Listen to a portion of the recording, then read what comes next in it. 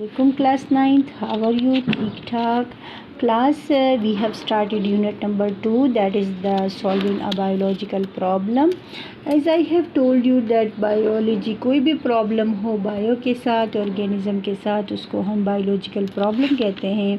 Solving का मतलब है उसका हल निकलवाना. हमारे पास हमें तो बहुत सारे प्रॉब्लम्स होते हैं, जैसे फॉर एग्ज़ाम्पल मीजल्स हैं, हेपेटाइटिस हैं, मम्प्स हैं, बहुत सारे प्रॉब्लम्स होते हैं और ये किसको लगती है, एक ऑर्गेनिज़म को लगती हैं. अब हमने ये ऑर्गेनिज़म जो है इसके लिए एक साइंटिफिक मेथड है, साइंटिफिक अप्रोच है कि उसकी मदद से हम उसको मतलब हल करें. हल हमारा क्या होगा कि अल्टीमेट रिज़ल्ट क्या होगा. हल ये है कि फॉर एग्ज़ाम्पल मेरे पास ऑर्गेनिज़म है, ठीक है, और मुझे पता चला कि इसको मीजल्स बीमारी है या मलेरिया है फॉर एग्ज़ाम्पल. तो मैंने क्या करना है, मैंने इसके लिए ये मलेरिया की प्रिवेंशन मैंने करनी है, मैंने इसको ख़त्म करना है. ये इसका हल है, दिस इज़ अ सॉल्यूशन. और ये जो है ऑर्गेनिज़म्स को इसको बचाना है, डिज़ीज़ को ख़त्म करना है, ठीक है. अब ये तो ऐसे नहीं होगा, शॉर्टकट में नहीं होगा, इसके लिए हम स्टेप्स करते हैं, ठीक है. पहले हम ये मेरी रिकॉग्निशन हो गई कि इस बंदे को बीमारी है, मलेरिया है. फिर मैंने देखा कि ऑब्ज़र्वेशन एंड प्रीवियस रिसर्च, मैंने ऑब्ज़र्व किया, मैंने 5 सेंसेस का यूज़ करके उसको ऑब्ज़र्व किया मलेरिया कहाँ से आई, क्यों लगी, कैसे लगी, इस बंदे को क्यों लगी. ये मेरी सेंसेस की डेटा मुझे मिल गई, ठीक है.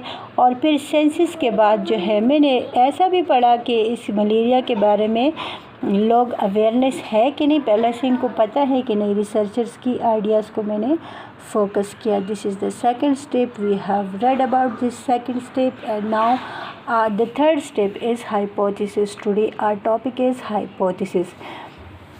एक्चुअली हाइपोथेसिस जो है फिर क्या है, यहाँ रिकग्नाइज़ कर लिया, ये मेरी ऑब्ज़र्वेशन हो गई. थर्ड स्टेप मेरा हाइपोथेसिस है.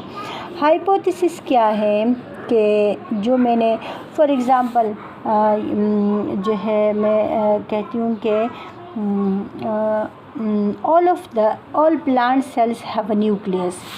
सारी लिविंग ऑल जो प्लांट्स हैं उस सेल्स में अंदर न्यूक्लियस होता है, ठीक है. ये मेरा एक हाइपोथेसिस है प्लांट्स के बारे में.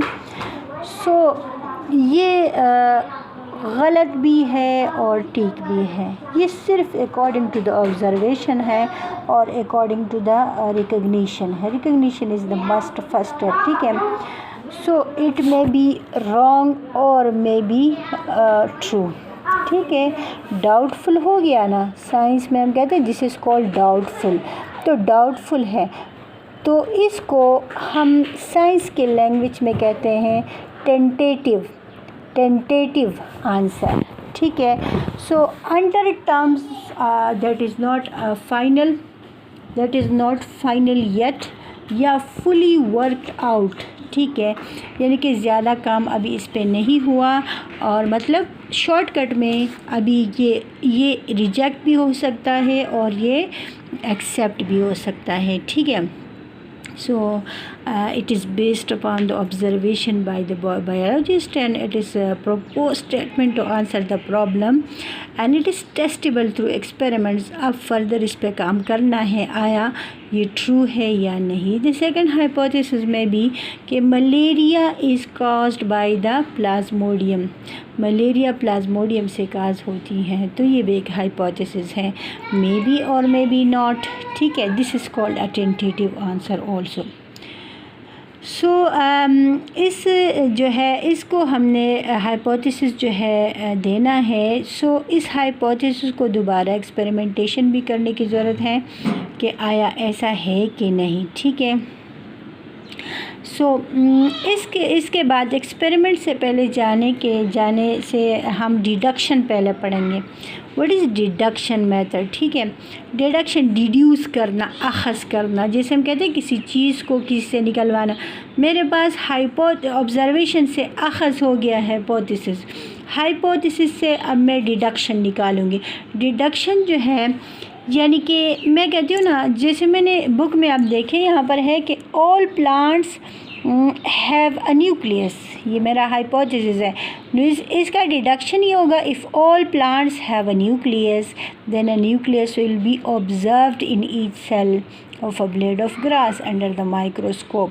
तो ज़रूर उसमें हमें ऑब्ज़र्व होना चाहिए, वो जो है मतलब हम उसको देख सकें, ठीक है। ये डिडक्शन होगा। यहाँ पर है डिडक्शन जो है, इसको लॉजिकल कंसीक्वेंसेस ऑफ हाइपोथेसिस कहते हैं।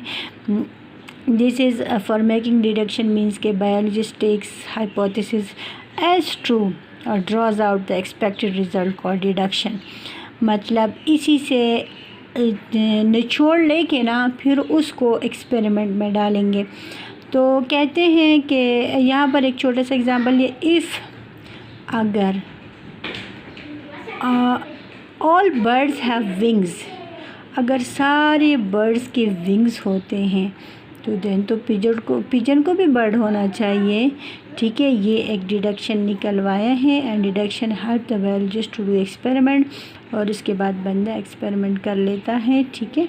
एक्सपेरिमेंट फिर आप जानते हैं कि हम क्या करेंगे इसके लिए हम हाइपोथेसिस जो हमने लिखा है उसको हम टेस्ट करेंगे। जो एक्सपेरिमेंट ही find that deduction of the some hypothesis, और फिर हाइपोथेसिस जो है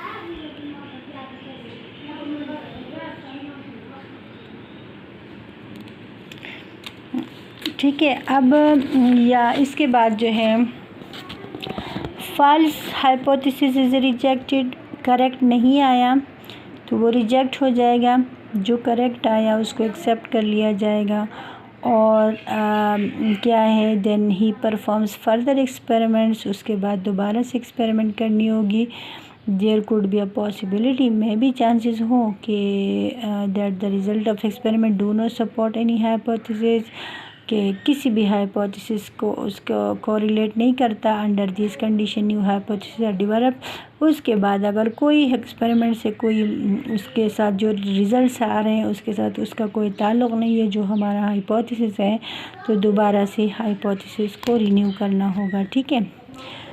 कंक्लूजन फिर क्या है, उसी बायोलॉजिस्ट जो है उस डेटा कलेक्ट करता है और फिर एनालाइज करता है स्टेटिस्टिकली, मतलब उसको मेजर कर देता है, उसको ग्राफिंग उसकी कर लेता है, मतलब मुख्तलिफ़ तरीक़ेकार से गुज़रना पड़ता है। और फिर उसको साइंटिफिक जो है उसको फिर सेमिनार्स करते हैं कि यहाँ पे भी और इंटरनेशनली भी, और फिर उसको उसी रिज़ल्ट को वेरीफाई करते हैं और फिर जो हमारे पास नॉलेज आ जाती है फिर उसको अप्लाई करते हैं, ठीक है। यहाँ पर आपको ये एग्ज़ाम्पल दिया है बायोलॉजिकल प्रॉब्लम, जो स्टेप्स हमने पढ़े उस स्टेप्स पे फिर मलेरिया को वो किया है, जो what is the cause of malaria, problem 1 को सॉल्व किया है, ठीक है। तो इसी स्टेप्स को इसके ऊपर जो है अप्लाई किए हैं, ठीक है। इसमें भी जो है और फिर जो है हमारे पास स्टेप्स में इसको डाला है, ठीक है। हमारे पास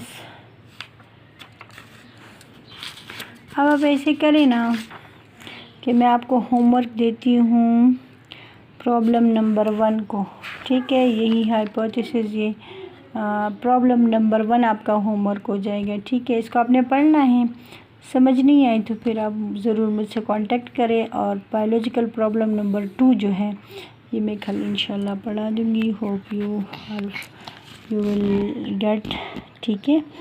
एंड टेक केयर, अल्लाह हाफिज़।